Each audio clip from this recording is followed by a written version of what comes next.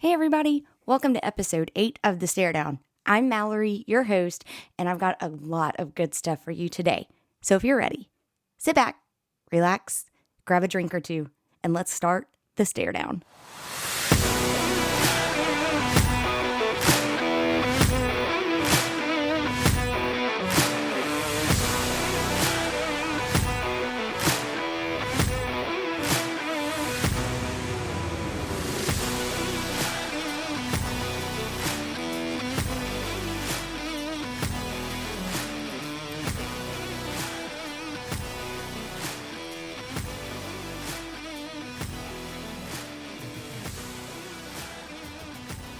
All right, welcome back to episode 8 of The Stare Down. Today's episode is called Never Quit, and I think it's a good name for a couple of reasons. One, I think we saw a lot of football games last weekend in both college and NFL where the teams just didn't quit and they pulled out a victory.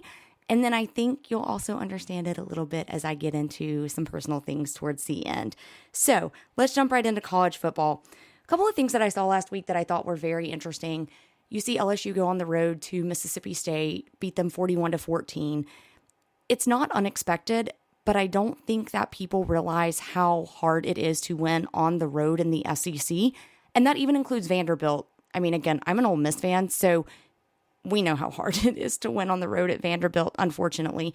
But you don't have that home field advantage on the road. And especially at Mississippi State, if you've listened to any of their games this season, they are not ringing responsibly. Greg Sankey, I took a selfie with you last weekend at the game. I need you to make them ring responsibly because come Thanksgiving night, I'm not going to be okay with it if they don't. I say all of that to say, I do think it was really impressive that LSU seems to be getting back on track, kind of where I thought they were going to. I think they are going to make some noise in the SEC West still. I'm not as worried about them after the Florida State game as I was. So I think they're going to kind of make a run, sort of like they did last year, just maybe not going to Atlanta for the SEC championship game. The second game I want to talk about is Kansas State at Missouri. I had Kansas State winning this game. I thought there was no way in the world that Missouri was going to win it, but I was wrong, and they did not give up. And shout out to Harrison Mevis. I think that's how you say his last name. He missed a potential game-winning field goal against Auburn last year, and it was so awesome to see him come out this year, make it, win the game. And y'all, he's a big boy. He's like 253 pounds, I think, 5'11". That's officially listed as 5'11", but you can never tell because those guys like to add an inch or two for the media guide. But big guy, I like big kickers. You know, I was really proud to see him not give up because he had been in that spot before. So hats off to Missouri for that one. I think you also saw some other teams struggle a little bit, Florida State being one of them, a 2-point win over Boston College. I think Florida State was absolutely looking forward to Clemson this week. I think Clemson-Florida State this week is going to be one of the best games. I think Florida State finally snaps the streak. I think the streak at Clemson, winning this one, it ends at 7. So I'm pumped to watch that game at 11 before my Rebels go into Tuscaloosa and Bryant-Denny and play Alabama. And I think Alabama, when you're talking about surprises last week, I'm not as surprised by the final score. I think what Saban did was very interesting in that he basically gave his other two quarterbacks a shot. I think that was a little bit of a confidence booster for both Milroe and also for the fans, because I think the fans had really gotten down on Milroe, and I don't think he's as bad. I just don't think he has that spark yet. Of course, he'll find it this weekend. Don't worry, Bama fans. He's going to find it this weekend. Like, we're Ole Miss. Like, I'm ready. I'm waiting on this to happen. But I think it was a good show for them. It was also a good experience builder for the backups. So I'm interested to watch Bama moving forward. Like I said, I think it was a really cool move and a very interesting move by Saban to do that. You know, you also have a little bit of some controversy going on there with Lane Kiffin, you know, and he's saying like, oh, we think somebody else is calling the defensive plays. Saban's like, no, our coordinator's the coordinator. He's the one calling the plays. So I'm kind of interested to see how that little bit of gamesmanship comes out. Thankfully, Lane was not dumb to give him rat poison and bulletin board material by saying something like, my mom always taught me that you should remove your hat and sunglasses when speaking to someone. So speaking of that horrible comment, Colorado State at Colorado. I had such a good time watching this into the wee hours of the morning. My Uncle Steve stayed up with me and we watched it after everybody went to bed. And it was such a good game. I think it was the 5th highest watched game in ESPN history for college football, which is incredible. But the hype to me really lived up to it. Travis Hunter going out early, it definitely showed in Colorado's rhythm. But man, those guys did not quit and they just kept fighting and kept fighting. But also, shout out to Colorado State for fighting too, because I really thought Colorado was going to go in and just absolutely destroy them. And I almost kind of wonder if this isn't a little bit of the, oh crap, pressure. You still have to kind of insulate yourselves from all of the outside noise and all of the hype. And I think that maybe Colorado didn't do as good of a job of that last week as they should have or could have. I mean, you have Lil Wayne walking you out like it's a boxing match. And yes, I said little instead of Lil Wayne, so my apologies for that. But I think the show around it, it's what we pay for when we pay to watch Neon Dion, right? It's what Colorado paid for. So again, hats off to Colorado. They are getting everything out of him so far, 3 games into the season. I'm really excited to watch their game this weekend. I do think that they are going to have a little bit more hype going into it to go improve something on the road, especially at a hostile environment like Oregon, where Oregon can score. Right now, Oregon is a 21-point favorite. I don't know that that's not untrue, but I do think Colorado will come out and play very fired up, kind of the same way Colorado State did. So if Oregon beats them by 21, I'm not going to be surprised. If Colorado loses by only 3, I'm also not going to be surprised. So that's just going to be a good game. I feel like I'm interested to watch it. I am interested to see kind of how they adjust without having Travis Hunter out there. So in terms of last week too, though, I just feel like there weren't a ton of games that were really, really good.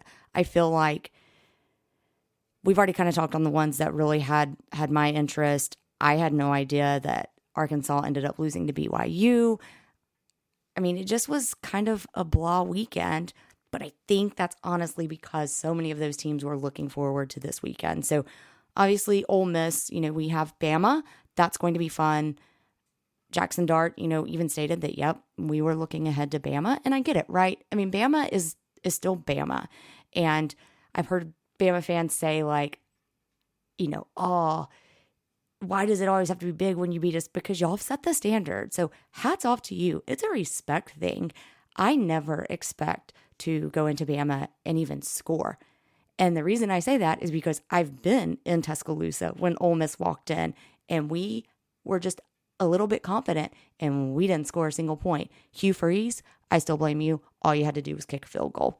Anyway, I digress. But yeah, I'm really excited to see how this Ole Miss team goes in, how much they've matured, what they're going to do to settle themselves down. If we do hit a roadblock, how are we going to bounce back the next week against LSU? But if I'm honestly just thinking about it and really just trying to stay there, we need to just stay focused on Alabama. But those are some of the things that I'm going to be looking for. Like, how do we look? How can we bounce back? Do we get so down on ourselves that we can't do anything? It happened to us last year, so I kind of want to see a little bit of a different spark out of this team in Tuscaloosa. Like I said, I think Florida State, Clemson, this is the year Florida State snaps that streak, and I don't think that they barely do it. I think they go in and just beat the hell out of Clemson. Now, Clemson's going to put up a fight, and I love that. But I also think that I'm going to be looking for that same kind of spark out of Clemson that I'm going to be looking for in Ole Miss. Even if they stumble, even if they don't beat Florida State, if they get blown out, how do they look moving forward? If they lose by a point or two, what does that do to them? I think this is going to be a pretty defining game for them moving forward. And we'll see if my prediction of them meeting Florida State in the ACC championship game stays alive. I think it can. But Clemson's going to have to prove a lot to themselves after this week, regardless of what happens. You've also got a few games that just don't really excite me this week. I really wish that it was just pure everybody's already playing conference games. But I mean, UAB at Georgia, Trent Dilfer, the UAB coach, he said it best. He was like, there's nothing like an SEC night game, and he's going to get it. He and his team are going to get it. And he even said, like, NFL games aren't even that exciting. I think he even said the Super Bowl is not that exciting.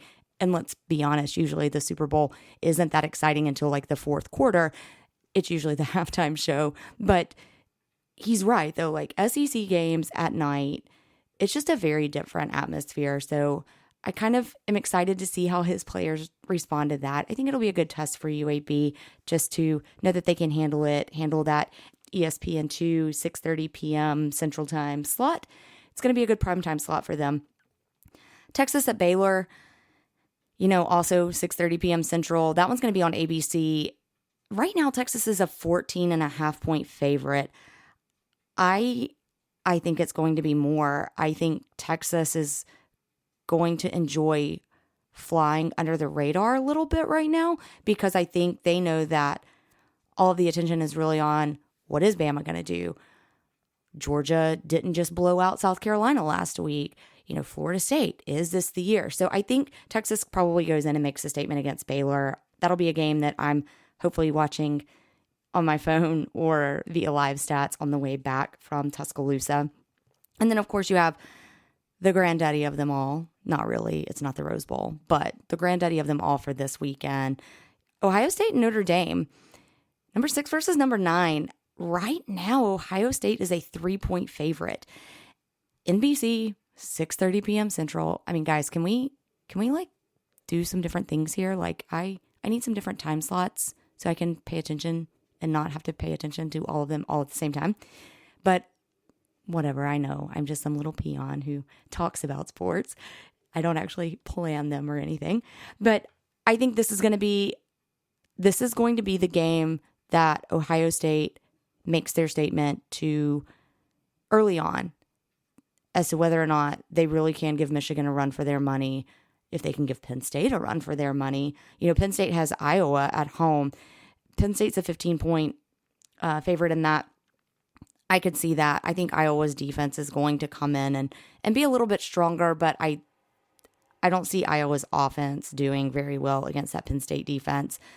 Again, also at 6:30.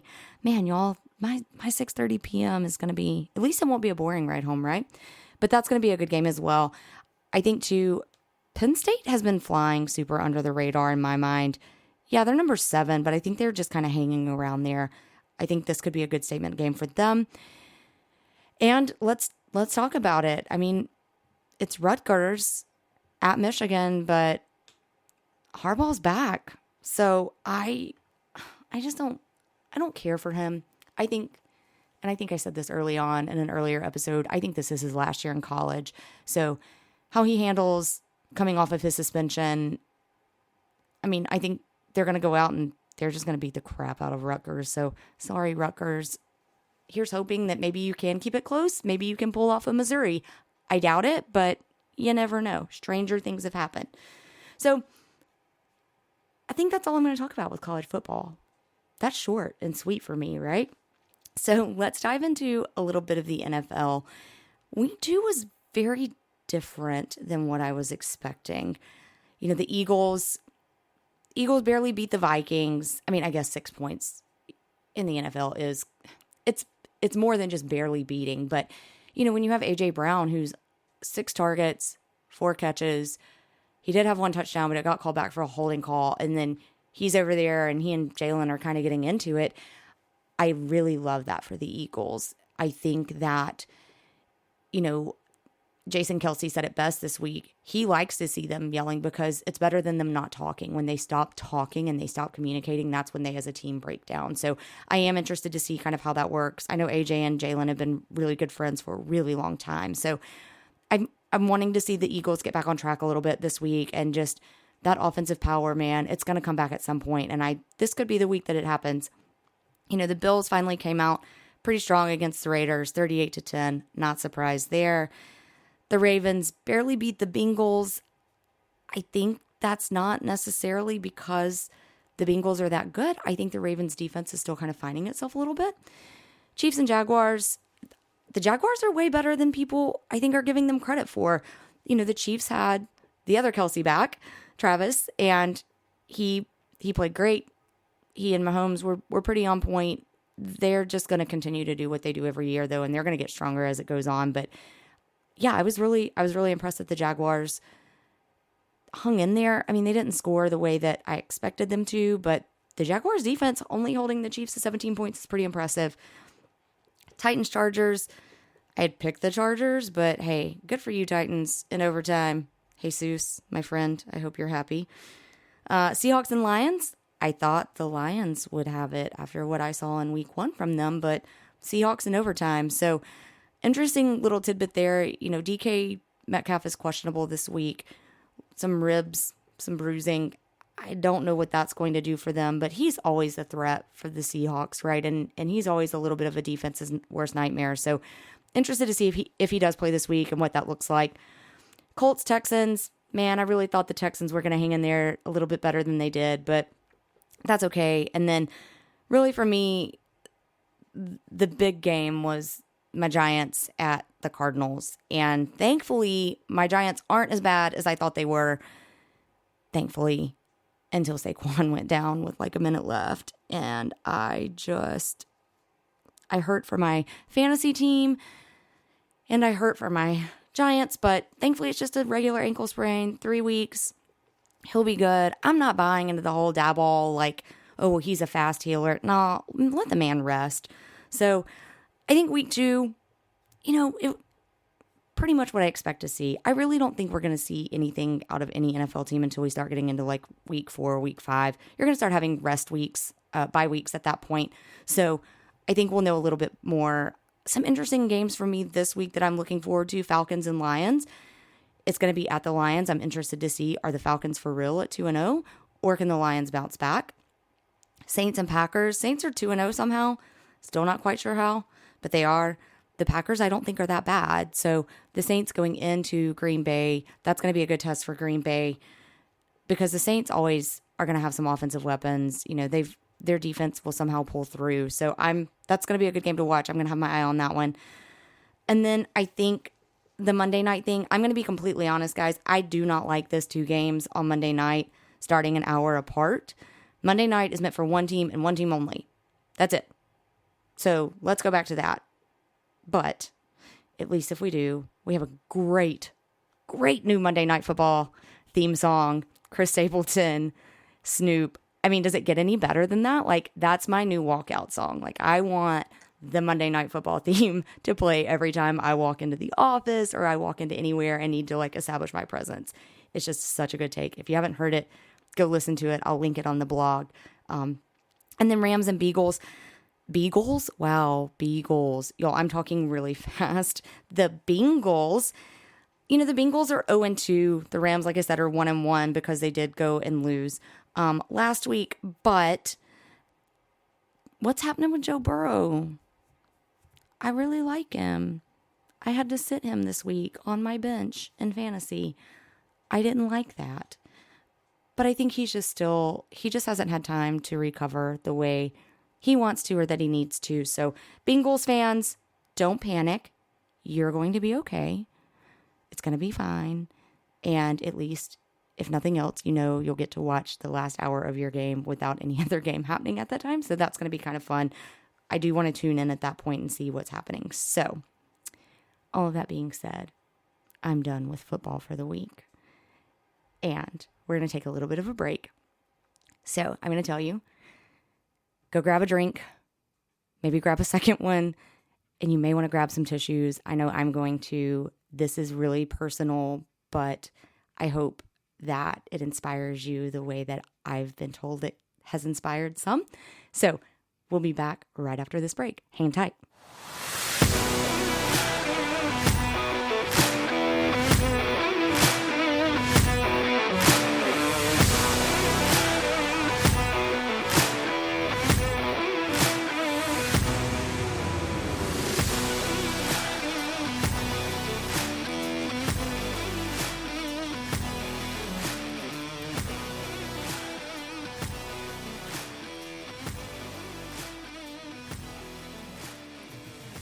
Welcome back. I hope you were able to go get a drink and a box of Kleenex. I know I did. This part of the episode is going to be probably hard for me. I've told this story a million times. It is my story. It's the story of my life. But this is the first time I'm telling it without being able to really see the audience and get the facial expressions back to me. I'm not getting any of that feedback. I'm just talking honestly right now into my microphone. So, it's already hard enough to do something like a podcast where you're talking about something that you really love and you're super passionate about, and you worry, will people listen? Are people going to like it? Are they going to think I'm completely insane or stupid and just am some crazy girl rambling on about sports? But it's another thing to put yourself out there when telling your life story. I have a lot of friends and family who listen to this, so this story will probably not be new to them. If it is new to them, guys, I don't know what happened, but we need to talk because a lot of you lived this with me. So I will try and stop rambling now, and I will go ahead and caveat this with, if you do hear me crying or sniffling, I'm not going to edit that out. This is real. This is raw. And I think that it just goes into what I was saying last week of, please remember that those kids wearing those jerseys and those coaches on the sideline, those are still humans, and I am a human. And whatever you may feel about this and what I'm about to say, it's still mine, and I still have real feelings and emotions that go along with it. So when this episode drops, it will be September 22nd, 2023. And I want us to go back 23 years to September 22nd, 2000. I was a sophomore in high school, a cross-country runner, the number 2 runner on our team, a team that would eventually go on 2 years later and win a state championship. Shout out to my A-High Black Bear girls. Y'all did it. But while the rest of my classmates were getting ready for our homecoming game, I should have also been getting ready for our homecoming game. It was my first ever date, a guy named Ben. I won't give his last name because, like I said, there are probably people listening to this who know him. But Ben was super cute. I actually had a crush on his friend. But my friend Leslie, who was the number 1 runner on our cross-country team, she was actually going to the game with his friend. And so we were going to double date, but I was super excited because it was my first ever date. Well, instead of getting ready for the homecoming dance, I was actually on day 2 of being in Children's Hospital in Birmingham. And I went into the hospital on the 20th of September, 2000, because I'd had a headache for about 2.5 weeks. The headache actually started at the Auburn-Ole Miss game when Deuce McAllister ran back an 87-yard punt for a touchdown against Tommy Tuberville and the Auburn Tigers. And it was Deuce's senior year, so Ole Miss had this whole Heisman campaign of the Deuces lose. Great shirts, with playing cards and stuff. And the Deuce was loose that day. Unfortunately, Ole Miss ended up losing the game, but what I specifically remember about that play from Deuce is jumping up and down, screaming. Ben was actually there. I had taken him to go to the game with us. And as soon as I stopped cheering and kind of got calmed down, I had a headache. And that headache just honestly got worse over 2.5 weeks. So went to the doctor a couple of times, and finally on that Wednesday, the 20th, went to the doc in a box, and guy was talking to me. He was a little bit of a wackadoo, but he went and looked at my chart and realized that it had been several months since we had done blood work. So he decided to do some blood work, make sure it wasn't just vertigo, which is what he thought it was. And it wasn't. My red blood cell count came back very, very low. It was my hematocrit. It was 13, which is dangerously low. They ran the test multiple times and it was still 13. So best case scenario, their machine's broken. Worst case scenario, I have really low blood counts. And so in the talk with this crazy doctor, he found out that my dad was a nurse. So he calls my mom out of the room. They go call my dad, give dad, the counts. Dad immediately drops everything and meets us in Birmingham, basically. They give my mom the option to either drive me down to Birmingham or we could take an ambulance. My dad said, nope, drive her. And we're like, what the heck? I'm like, look, I just want to feel better. I don't really care where I go or how I get there. Just, I want to feel better at this point. So we get to Children's Hospital in Birmingham, get to the ER. They're waiting on us. They knew we were coming. They draw blood, start an IV, and I was deathly afraid of needles up to this point. So my mom knew I really didn't feel good when they said they needed to start an IV, and I was just like, whatever, I don't care. She was like, oh, something really is wrong.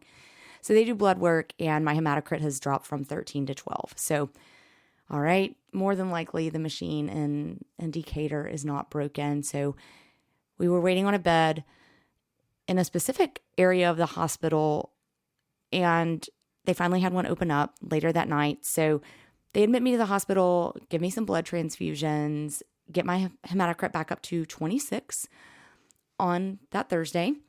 And that meant that on Friday, they could go in and do a bone marrow biopsy because they had at least figured out by that point that something was happening and my bone marrow was not making blood the way it should. So wake up that Friday morning, like I said, it's homecoming day.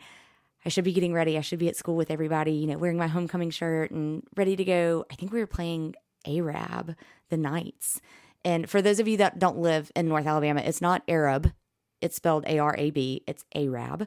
So we were going to go play the Arab Knights and, should have been ready to wear my Beat the Night shirt and all of that kind of stuff. But nope, still in the hospital.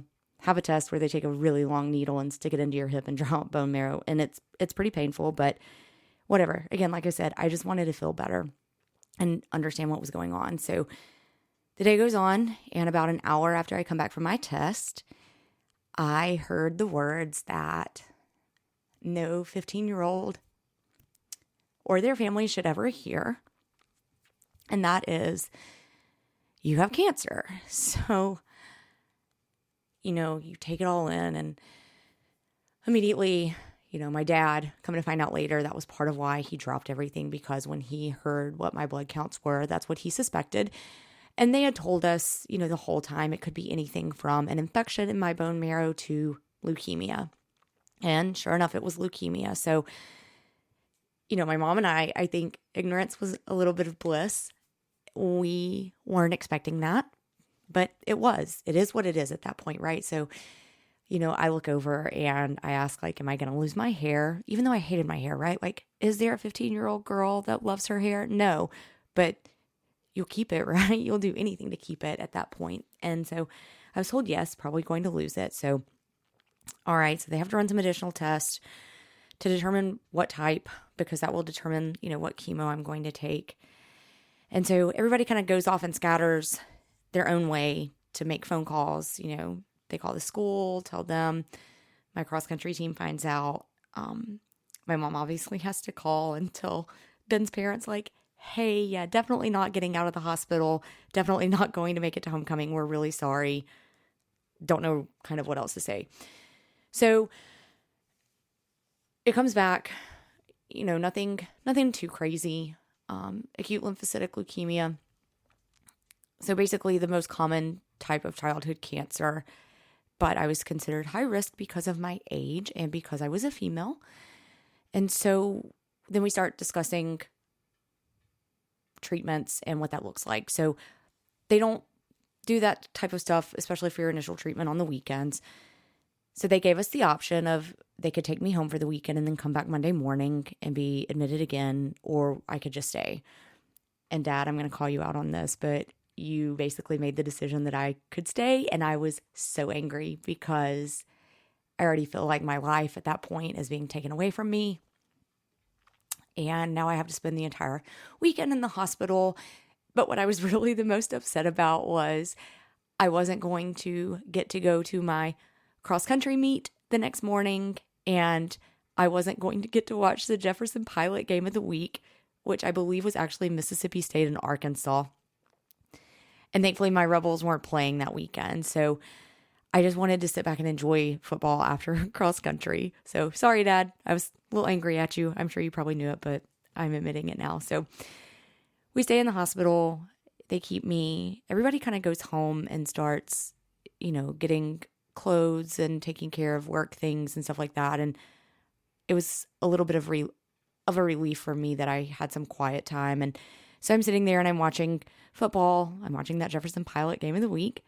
And my new doctor, that we find out later on, the floor that they put me on was actually the hematology oncology unit specifically. I mean, you could go other places in the hospital, but that was the floor that was specifically set aside for those patients. And so my new oncologist walks in the room, and she's great. I really liked her immediately. And she's like, "Oh, what are you watching?" And I was like, "Oh, I'm watching Mississippi State." And I was like, "But my team's not playing today." And she was like, "Who's your team?" And I was like, "Ole Miss." And she goes, "Oh, no." And I was like, "Oh, crap.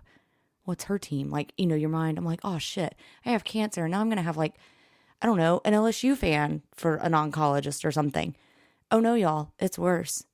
She's a Mississippi State fan. I was like, no, please, no. I'll take the LSU fan. Which, funny side story, that Wednesday, the doctor that saw me in the ER and that admitted me was actually an LSU grad who was a hematologist oncologist, but he was going off call that night. So instead, I get the Mississippi State fan that's on call. But I always caveat this with, she went to State for her undergrad, and then she got her medical degree from the University of Mississippi Medical Center. So she is a rebel. She is an Ole Miss alum. But Dr. Hilliard was amazing. And so we ended up sitting there, and she watched the game for a few minutes with me. And I knew then I was exactly where I needed to be. I had a cool doctor, a female doctor at that, right? That's just awesome. And she liked sports. She's definitely more of a basketball fan than a football fan, but she knew enough to hang with me. And so I was just kind of over the moon. Again, not necessarily over the moon about the Mississippi State thing, but again, at that point, I'll take any little small win I can. So fast forward, we start going through treatments. I get my port put in that Monday. They do my first treatment while I'm under, and we just start going. Fight of my life, literally, at this point.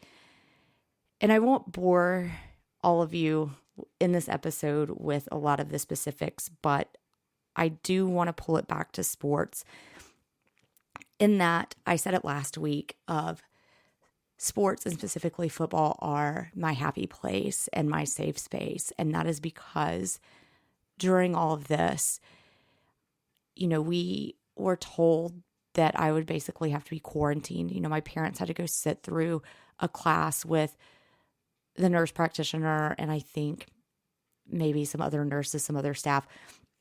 And they were told things like, don't take Advil. It's a blood thinner, Tylenol only.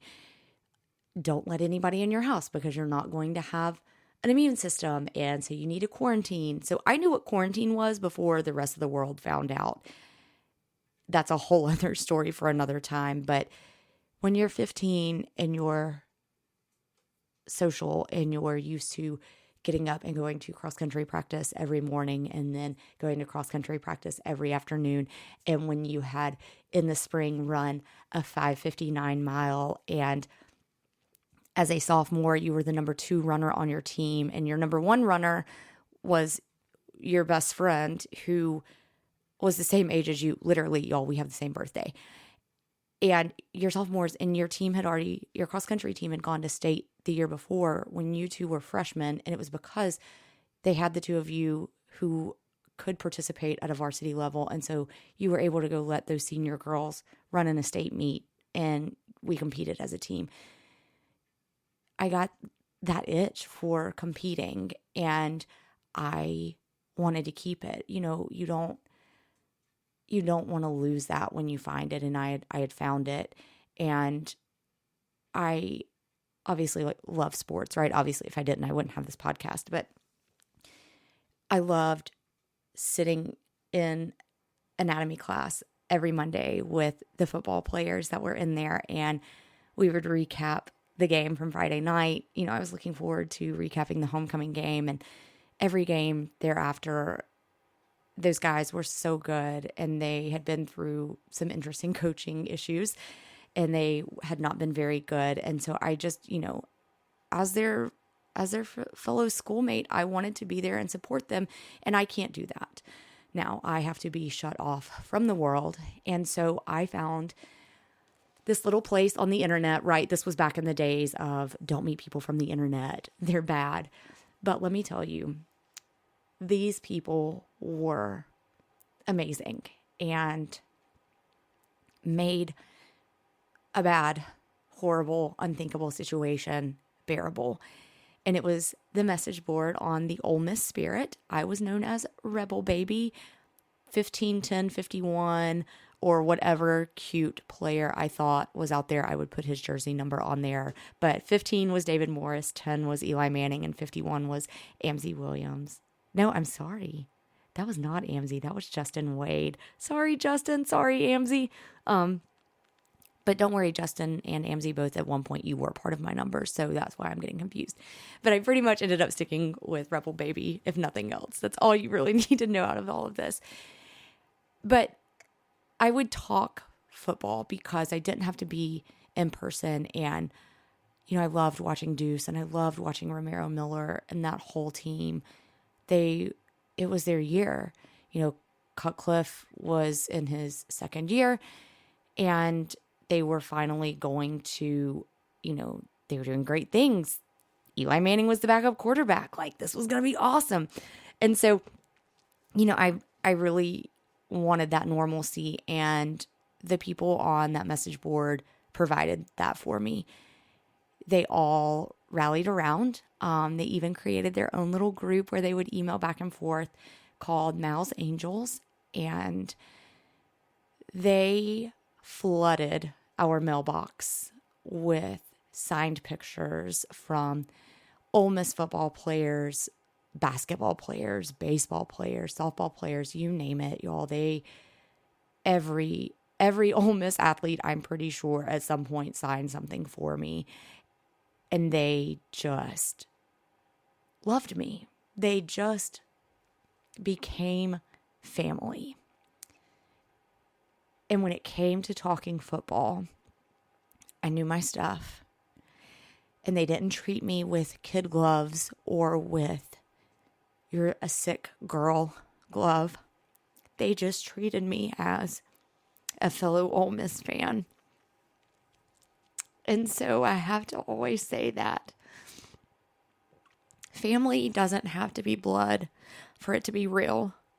And I think that that group showed me that early on. And it showed me that no matter what you're going through, you can always be there for somebody else. And sports can bring a lot of people from a lot of different backgrounds together. I mean, we even had Mississippi State fans and Alabama fans that were actually on these message boards. And yeah, they were annoying, but they were good people, and they stepped up and they did stuff. And it's just one of those things where you can never say thank you enough, because there aren't adequate enough words to tell these people how much they meant to you and what a huge impact they had on you. So I'm going to try right now, to everybody who ever heard my story back in those days and did something, sent me a card, prayed for me, sent me an email, did anything. Thank you. You gave me hope when there were a lot of days when I didn't feel like I had any. You made me feel seen when teenagers and classmates didn't know what to do and didn't know how to show that they did see me, because they had their own lives, right? You made me feel normal. And being a girl in the South who has always loved sports, well before any of this happened, I was always a little bit of the oddball, a little bit of a weirdo, but that didn't matter. And I found my place, and I found my calling, and I found my safe space. So if any of you are listening to this and you were part of Mal's Angels or anything along those lines, thank you. It means more to me, like I said, than I think I can ever put into words. So much, in fact, that I still have probably 95% of the stuff that I got. I don't know that my husband knows that.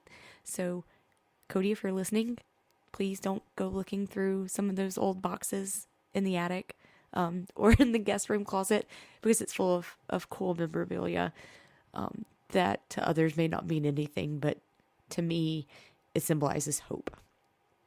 So I said last week when I got on my rant about remembering that these athletes are human beings, that's why.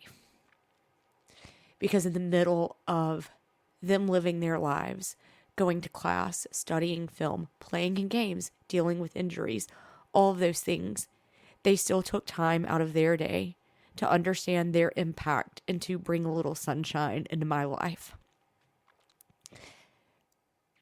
That's not what a robot can do. That's what a human being can do. And sports has that power. Sports has the power to heal, to give you hope, to take you away, even for just a few hours, to make you stop thinking about your next chemo treatment or the fact that you've just spent 30 minutes nonstop throwing up to where you can't throw up anymore, and there's not even stomach bile to throw up, but yet your body's just convulsing. Sports provides that break and that happiness. So, if I do ever get a little emotional about sports and about being a good fan and showing grace and respect to players at all levels for the craft that they are trying to perfect and that they're out there showing us for our entertainment, please provide that grace to them. Please treat them as a fellow human being that is not perfect, is never going to be perfect, but they are doing their best just like the rest of us, because you don't know who is watching that game and who is going through something. So, all that being said, I'm going to throw a Hail Mary out there. There are two people who I know of that are in the football world that understand what it's like to battle cancer. One of them is a current Ole Miss football player. He is a quarterback, and he is currently fighting stage 3 Hodgkin's lymphoma for the second time. He is not quite 21, so he is still just a child himself. But if you go to the blog post, you will see a link to his GoFundMe. It's to help him pay for treatments so he can get to Arkansas, I believe, and get the treatments that he needs so he can battle the horrible disease for the second time. And so go there, look at that. His name is Braden Waterman, and we need to help him, right? Like, some of his own teammates have donated, and they didn't do it anonymously. And I think that shows that they get it, right? Those guys get it. Like, their fellow teammate, their fellow brother is going through something, and it's probably frustrating as hell for them to know they can't do anything to make him feel better, but donating a little bit of money or even just dropping him a word of encouragement, guys, that's going to be more impactful than I think you'll ever know. And so if you're listening to this and you feel compelled to help, you can go find his GoFundMe, like I said, in the blog post. But my Hail Mary is John Mechie III. This man played at Alabama. I loved him. I hated playing against him, but I loved to watch him play. He's so good. And he was actually diagnosed with a pretty rare form of leukemia, one that I don't even know how to try and pronounce it, so I'm not going to, but it's also an acute leukemia. I think it's APL. Don't ask me what the P stands for. I did type it out in the blog post, so you can go look. But John actually completed treatments, and he actually made his first NFL catch against the Colts last weekend for 17 yards. So my Hail Mary is, if anyone is listening and they have any way to contact him or know how to, I would love for him to come be a guest and talk to me about what it's like to be on that other side and be a professional athlete and go through something like that.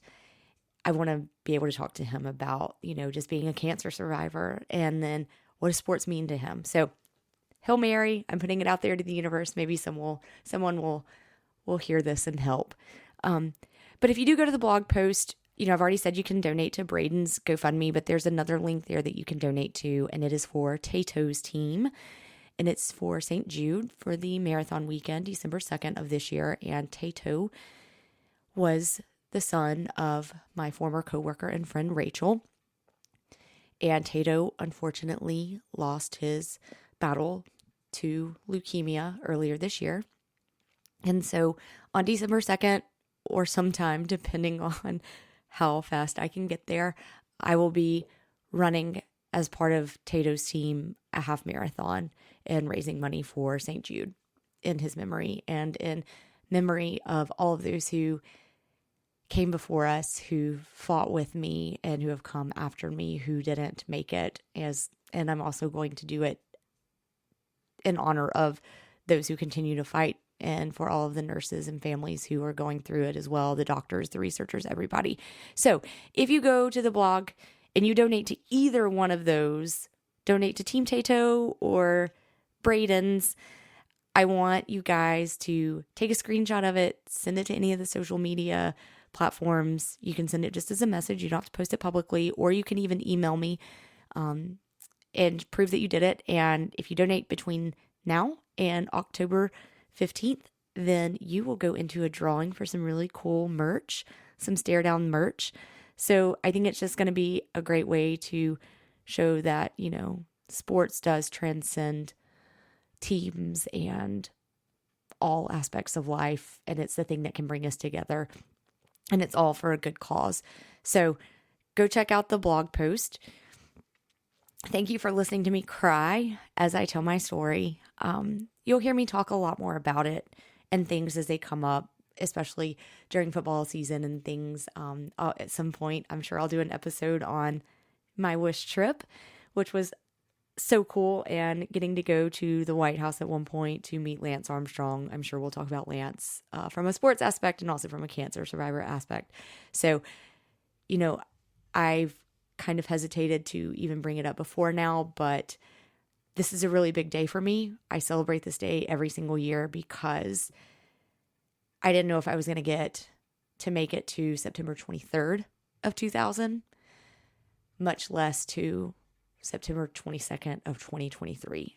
But here I am, and I just am so thankful to be here and so thankful to have the opportunity to go and cheer on my teams and cheer on those incredible people who wear the jerseys that I love and watch them go do what they love to do.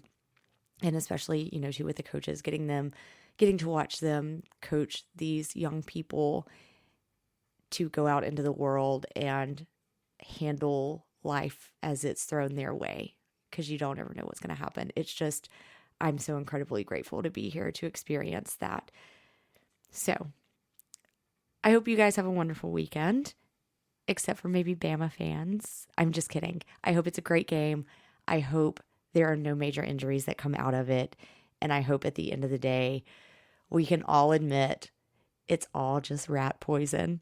So check us out. You can find us out on Instagram at the stare down _podcast. You can find us on Twitter at the stare down pod. You can email us at thestaredownpod@gmail.com.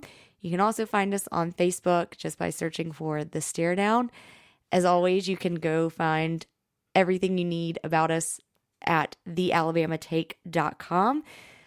On this week's blog post, you can also find the link tree that has where to find us on podcasts. So if you haven't already subscribed, go ahead, go click that subscribe button wherever you're listening to this. So as new episodes drop, they're just automatically downloaded and you get to hear me every single week talk about sports and some of my other favorite things in the world. So with that, this weekend, just remember to sit back, relax, grab a drink or two, put up a special toast for Tato, for Braden, for John Mechie III, and for all of the cancer survivors and those who unfortunately will deal with it in the future to come. Cheers to them. And I hope you've enjoyed listening to The Stare Down.